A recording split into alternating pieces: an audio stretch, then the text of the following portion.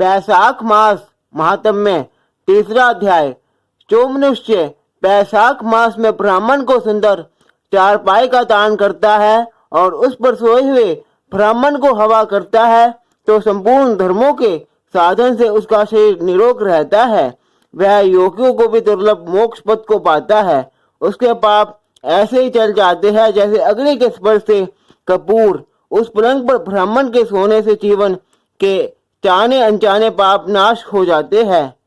वह इस जन्म में सुखों को भोगता है, उसके कुल की भी वृद्धि होती है, यश और धैर्य मिलता है। उसके कुल में कई पीढ़ी तक कोई अधर्मी नहीं मिलता है।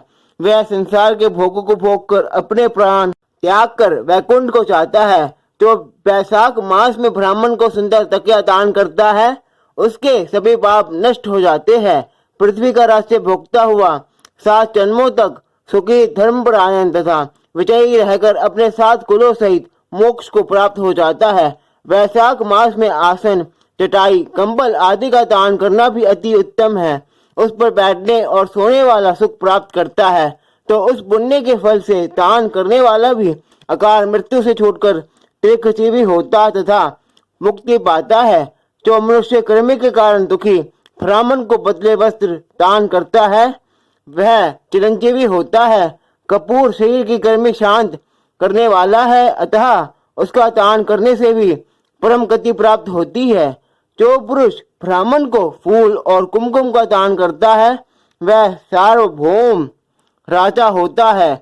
जल से भीगी हुई चंपा तथा कुश का दान करता है वह सब पापों से दूर सर्व सुख भोग कर मोक्ष को प्राप्त होता है।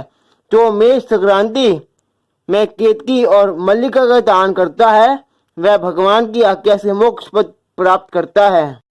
जो सुपारी, सुगंधित द्रव्य तथा नारियल का दान करता है वह 7 जन्म तक ब्राह्मण के घर में जन्म लेकर 7 कुलों सहित विष्णु लोक को प्राप्त होता है।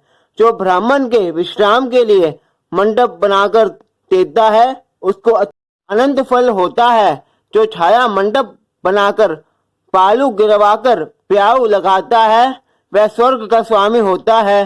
जो रास्ते में पाक, तालाब, कुआं, पावरी, प्याऊ आदि लगाता है मानो धर्म उसका पुत्र ही है। जो व्यक्ति शीतल पदार्थों जैसे नींबू का रस, मट्ठा तथा दही की लस्सी आदि ब्राह्मणों को दान करता है वह धनी और विद्वान होता है। चावल का दान करने से लंबी आयु मिलती है।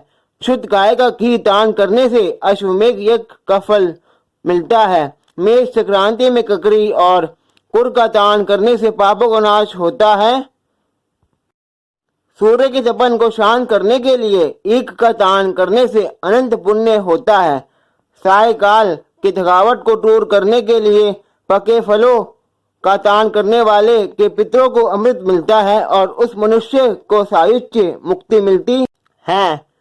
जल युक्त कुंभ का दान पितरों का गया श्राद्ध करने जैसा फलदायक होता है।